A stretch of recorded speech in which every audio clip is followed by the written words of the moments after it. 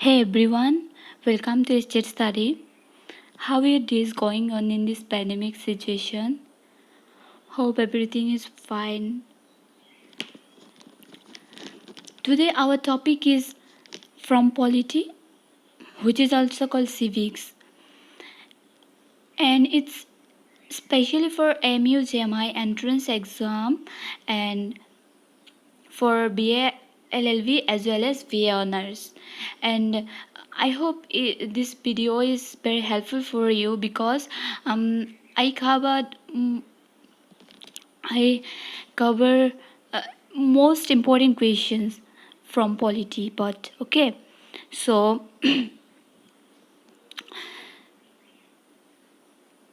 अच्छा, पहले एक बात है कि अभी जो सिचुएशन चल रही है ना दुनिया की, ये तो हम क्या बताएं, आपको पता ही है कैसे चल रही है, मतलब पूरा मचा हुआ है, ठीक है। तो आप अपना बस ध्यान रखिएगा, ठीक है, और अपना फैमिली का। ना ही कहीं पे जाना है, घर पे ही रहना है, कहीं पे जाने का ज़रूरत नहीं है। जब सिचुएशन सही हो जाएगा तब कहीं पे जाना है, और अभी अच्छे से अपना पढ़ाई करनी है एज वेल एज अपना ध्यान रखना है सही से। कहीं पे भी अच्छा नहीं है माहौल, सब जगह पे, सब स्टेट पे लॉकडाउन है, और इधर से मतलब बहुत उलझा हुआ सिचुएशन है अभी। तो अभी अपना बस ध्यान रखिएगा, ठीक है। और क्या है गाइस, हम रेगुलर नहीं हो पाते, इसी वजह से मतलब हमारी पढ़ाई भी रहती है ना, और क्या है अभी रमज़ान भी चल रही है तो हमें टाइम भी उतना नहीं मिलती। तो बहुत दिन बाद में फिर से आई, ठीक है।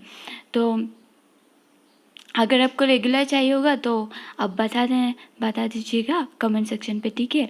मतलब हम रेगुलर करने की ट्राई करेंगे, फिर भी टाइम नहीं मिलती है ना। हमारा भी बहुत सारा असाइनमेंट लिखना है, बहुत कुछ करनी है, पढ़ना बहुत सारा है, ठीक है। और इधर से रमज़ान भी है, तो अगर आपको मतलब हमारे चैनल में तो है ही आपके लिए, जितना अगर कवर हो गया तो फिर बोलना, ठीक है। हम तो ऐसे कवर क्या मतलब दूसरा वीडियो लाएंगे। तो वीडियो स्टार्ट करें ना। So our first question is, who coined the phrase unity in diversity? किसने पहले ये टर्म यूज़ किया था, ये फ्रेज यूज़ किया था, यूनिटी इन डाइवर्सिटी? कौन थे? जवाहरलाल नेहरू। मीन्स क्या है, हमारी इंडिया में क्या फॉलो करते हैं हम, सॉवरेन स्टेट है, ठीक है ना। स्टेट बोले तो पॉलिटिक्स टर्म में स्टेट भी बोल सकते हैं हम, कंट्री भी बोल सकते हैं, ठीक है। तो डाइवर्सिटी बोले तो हमारे इंडिया में कितने सारे लैंग्वेजेस है, more than 600 languages, means peoples mother tongue, ठीक है, मोर देन 600। और इसमें तो 22 लैंग्वेज है क्या, वो ऑफिशियल लैंग्वेज आ चाहिए, अलग बात है। जो भी है मतलब इतने सारे लैंग्वेजेस है, इतने सारे रिलीजन है, इतने कल्चर है, इसके बावजूद भी हम एक कंट्री पे रहते हैं। तो यूनिटी बोले तो एक बोले, ठीक है, एकता जो है वही। और डाइवर्सिटी बोले तो बहुत सारा कुछ में हम जो एक है। तो यही फ्रेज किसने यूज़ किया था पहली बार? जवाहरलाल नेहरू, ठीक है। Then next question is, who started newspaper called the voice of India? किसने ये न्यूज़पेपर स्टार्ट किया था जिसका नाम है वॉइस ऑफ इंडिया? वीडी, वो क्या है, वीडी सावरकर, ठीक है। Then who was the chairman of constituent assembly? Constituent assembly जो था, कॉन्स्टिट्यूशन बनवाया था, मतलब वो कॉन्स्टिट्यूशन असेंबली में परामर्श किया गया था कि हम एक कंट्री को कैसे मोल्ड कर सकते हैं अच्छे से। तो इसी वजह से जो कॉन्स्टिट्यूएंट असेंबली बना था पहली बार, तो ये इसका चेयरमैन कौन थे? Doctor B R Ambedkar, doctor Baba Saheb Ambedkar, ठीक है। Then when was the constituent assembly's first meeting held? constituent assembly का फर्स्ट मीटिंग कब हेल्ड हुआ था? वो था 9 दिसंबर 1946। क्या है गाइस, वो हमारे जब इंडिपेंडेंस मिला था इंडिया को, तब मतलब हमारी जिन लोगों ने ये कॉन्स्टिट्यूशन फॉर्म किया, ठीक है। इन लोगों ने सोचा कि अच्छे अच्छे पॉलिटिशियन, मतलब ये लोगों ने सोचा कि एक कंट्री को कैसे अच्छे से मोल्ड कर सकते हैं, एक country how to run the government, how means कैसे अच्छे से एक कंट्री को मोल्ड कर सकते हैं, कैसे कंट्री को अच्छे से चला सकते हैं। तो इसी मुद्दे को ध्यान रखते हुए ये लोगों ने एक मतलब कॉन्स्टिट्यूंट असेंबली तो उस वक्त बना नहीं, पहली बार जब बना था तो फर्स्ट मीटिंग कब हेल्ड हुआ था, 9 दिसंबर 1946 को, ठीक है। Then when Indian constitution came into force, तो इसके बाद 1949 को तो फर्स्ट मतलब मीटिंग ही हेल्ड हुई थी। तो इसके बाद से ये लोगों ने कॉन्स्टिट्यूशन लिखना स्टार्ट किया। तो ये कॉन्स्टिट्यूशन जब स्टार्ट किया लिखना तो बहुत सारे कंट्रीज से लिया, ठीक है। ब्रिटेन से, यूके से, ब्रिटेन से, यूएसए से, मतलब जहाँ पे ये लोगों को अच्छे अच्छे मिला, जैसे फंडामेंटल राइट्स, मतलब सारे कंट्रीज से उठा के दिया अच्छा अच्छा जो चीज़ उन लोगों के लिए, जो मतलब हमारे कंट्री के लिए जो अप्रोप्रिएट लगा वो सब उठा के दिया, ठीक है। तो इसके लिए बहुत सारे टाइम लगा, लगभग 3 इयर्स लगा था, 2 इयर्स 11 मंथ्स 8 डेज इतना कुछ। हाँ, तो मतलब लगभग 3 इयर्स लगा। तो 3 इयर्स तो हर दिन काम करते रहे ये लोग, पूरा लगे हुए थे। तो वो क्या हुआ, जब वो कॉन्स्टिट्यूशन कम्प्लीटली फॉर्म हो गया तो कब आया ये केम इनटू फोर्स, बोले तो मतलब ये कब से लागू हो गया था, ठीक है। तो वो कब हुआ था, 26 जनवरी 1950। इसीलिए हमको क्या रिपब्लिक डे जो मनाया जाता है हमारे इंडिया पे, वो कब मनाया जाता है, 26 जनवरी, ठीक है। गाइस क्या है, हम मतलब एक क्वेश्चन के साथ आपका वो डाउट, मतलब इसके बारे में पूरा बता रही हूँ, ठीक है। तो आपको और भी अच्छे से मतलब याद आ जाएगी और इसके बारे में पता चले जाएगा। किसी किसी को पता ही है, आपको जिनको 12 पे था पॉलिटी था पता है, फिर भी मतलब बताना सही है, किसी किसी को पता नहीं है ना। तो then our question is the Cripps mission visited India in which year. Cripps mission India पे विजिट किया था कौन से साल पे, मतलब कौन से साल है, 1942, इन द ईयर 1942, ठीक है। देन ये बहुत लंबी हो गई रे, अच्छा ठीक है इतना कर दो। द बड़ा देखा गैस, अच्छा, the Baradikati was the first major venture of evolutionary territory of the freedom movement in Baradikati, मतलब वो evolutionary terrorist of the freedom movement. तो ये कहाँ पे हुआ था, कहाँ का है ये, तो ये मूवमेंट ईस्ट बंगाल की, ठीक है, वेस्ट नहीं, ये ईस्ट बंगाल की है, ठीक है। Then political democracy is guaranteed to the Indian people. Political का जो डेमोक्रेसी है ये गारंटेड किया गया इंडियन पीपल को, किसके द्वारा, फंडामेंटल राइट्स, जो हमारे मौलिक अधिकार है, इसको मौलिक अधिकार, ठीक है। Then the construction of India was adopted by the Constituent Assembly on which year? Construction बोले तो इंडिया का गठन जो है, ठीक है, वो एडोप्ट किया था कॉन्स्टिट्यूएंट असेंबली पे कब, 26 नवंबर 1949। देन which constitutional amendments gives a constitutional status to Panchayati Raj institution. हमारी कॉन्स्टिट्यूशन की कौन सी अमेंडमेंट्स कॉन्स्टिट्यूशनल स्टेटस देती है पंचायती राज इंस्टीट्यूशन को, 73rd, ठीक है। और भी बहुत सारा है, जैसे 370 आर्टिकल तो वो तो उठाया गया है, और वहाँ पे स्पेशल स्टेटस अभी नहीं है कश्मीर पे, ठीक है। तो ऐसे बहुत सारे इम्पोर्टेंट है जो आपको पता नहीं है, वो सब पता कर लीजिएगा, जो हमें मतलब हम तो कवर कर ही देंगे जितना हो सके, फिर भी आपको भी कॉन्शियस होना ज़रूरी है, ठीक है। कहीं पे भी क्वेश्चन कर सकती है, ऐसे नहीं कि हम जो मतलब जो पढ़ रहे हैं वही ये बिलीव रखनी है, हम जो पढ़ रहे हैं तो हम जो पढ़ रहे हैं ये तो बिलीव रखना है। इससे पहले आपको अच्छे से कवर करनी है, फिर अपने आप में बिलीव रखनी है एग्ज़ाम से पहले कि नहीं मैं जितना पढ़ा उसी से ही आएगी, ठीक है। तो फिर एक अच्छा पॉजिटिव थिंकिंग रहती है कि नहीं मैंने जो पढ़ा वही से आएगा, और एग्ज़ाम पे जाके मतलब वो डर जो है वो ख़त्म हो जाती है, ठीक है। तो कवर जब कर रहे हैं तो अच्छे से करिएगा। और एक पर्टिकुलरली एक बुक मतलब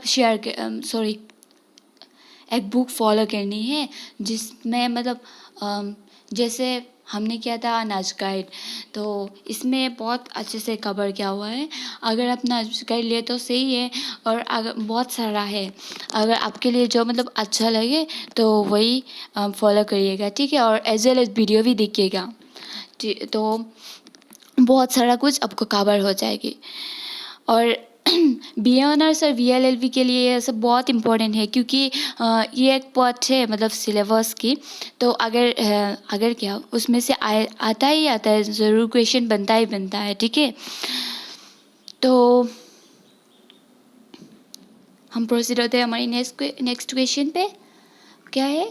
Which part of the Indian Constitution include the directive principle of state policy? Indian constitution की कौन सी पार्ट पे ये directive principle of state policy है? तो कहाँ पे? कौन सी पार्ट पे? पार्ट 4, ठीक है। Then the Lok Sabha secretariat comes under the direct supervision of the Lok Sabha की जो हमारे पार्लियामेंट की दो हिस्सा है, क्या? राज्यसभा एंड लोकसभा। तो वो लोकसभा की सेक्रेटेरिएट जो है वो किसके अंडर पे, या बोले तो मतलब सुपरविजन कौन करते हैं? लोकसभा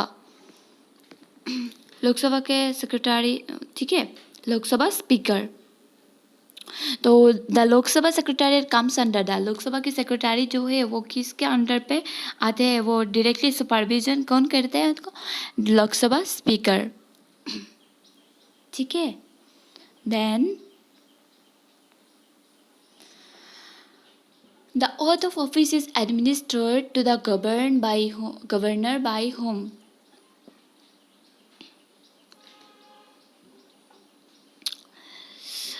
वो स्टेट का गवर्नर होते हैं, ठीक है। हर स्टेट की एक एक गवर्नर है।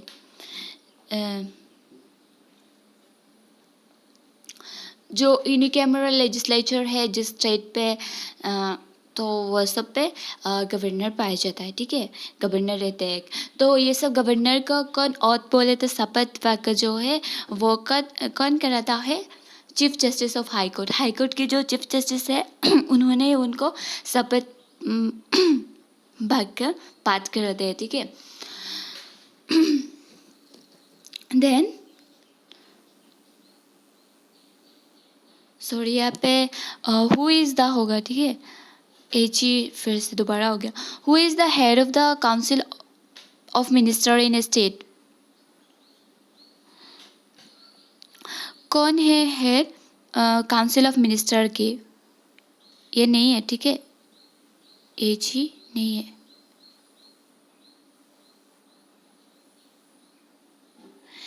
ठीक है। तो who is the head of the council of minister in A state? तो काउंसिल ऑफ एक स्टेट पे काउंसिल ऑफ मिनिस्टर की हेड कौन है? चीफ मिनिस्टर, ठीक है।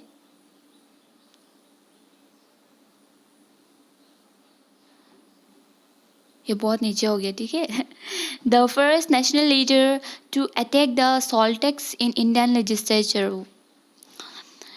वो पहला कौन नेशनल लीडर थे जो सॉल्ट टैक्स पे मतलब अटैक किया था? सॉल्ट टैक्स पे इन इंडियन लेजिस्लेचर वाज, वो कौन कौन थे? गोपाल कृष्ण गोखले। वो क्या है, गांधी जी ने सॉल्ट टैक्स सॉल्ट का जो कैंपेन स्टार्ट किया था साबरमती आश्रम से, तो यहाँ पे कौन थे? गांधी जी वो कर रहे थे, ठीक है। तो उनका वो हमारे क्वेश्चन पे क्या बोला है? द फर्स्ट नेशनल लीडर, पहला नेशनल लीडर कौन थे जिन्होंने सॉल्ट टैक्स को इंडियन लेजिस्लेचर पे मतलब सॉरी ये गलत वैसे बोल दिया, ठीक है। तो the first national leader to attack the salt tax in Indian legislature, first national leader कौन थे जिन्होंने अटैक किया था सॉल्ट टैक्स को इन इंडियन लेजिस्लेचर पे? तो कौन थे? गोपाल कृष्ण गोखले। जी के गोखले बोले तो गोपाल कृष्ण गोखले, ठीक है। ये गैप रह गया ज़्यादा, ठीक है। देन देखिए, एक साथ हमने ये भी खबर के गोपाल कृष्ण गोखले की बात आ गया तो ये भी खबर कर दिया कि who was the coach of Gandhi. Gandhi ji का कोच कौन थे? और ये भी कह सकते हैं पॉलिटिकल गुरु, ठीक है। तो गांधी जी का कोच और पॉलिटिकल गुरु कौन थे? गोपाल कृष्ण गोखले।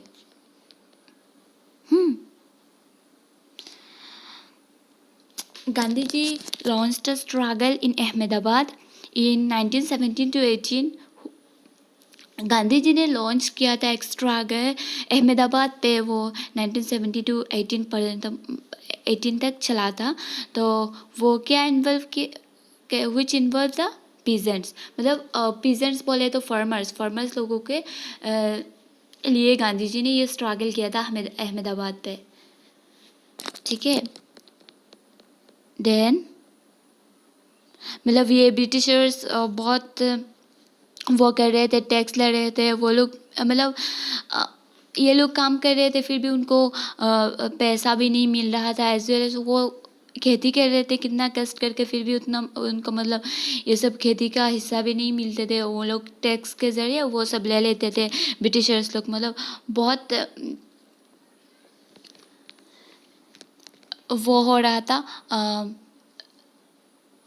बहुत ख़राब हो रहा था उन लोगों के साथ। तो ये लोग अच्छे से जी भी नहीं पा रहे थे, ठीक है। तो ये ऐसे तो भूख पे ही मर जाएंगे, तो ब्रिटिश का तो कुछ फ़र्क ही नहीं पड़ती। फिर इन लोगों ने क्या किया, वो गांधी जी को मतलब इनवाइट किया कि बोले, मतलब एक बंदा आया तो उन्होंने बताया इनको गांधी जी को कि आपको जाना ही है वहाँ। तो जाने के बाद देखा वो शायद वो नीली खेती थी इंडिगो के, हाँ शायद एग्जैक्टली ये वर्ड ये यूज़ मतलब याद नहीं है कि खेती के बारे में शायद, सॉरी इंडिगो के बारे में शायद। तो फिर गांधी गए, गांधी जी जाने के बाद उन्होंने पूरा स्ट्रगल किया इसके लिए, क्योंकि एक पॉलिटिकल लीडर होना भी ज़रूरी है। ये सब मतलब बातें उठाना कि मतलब उनको अच्छे से राइट्स मिलना चाहिए, ठीक है। तो इसके बाद पूरा स्ट्रगल किया इन्होंने। इसके बाद तो ये इसके बाद क्या हुआ था, इनको शायद वो मिला था, उनका राइट मिला था। तो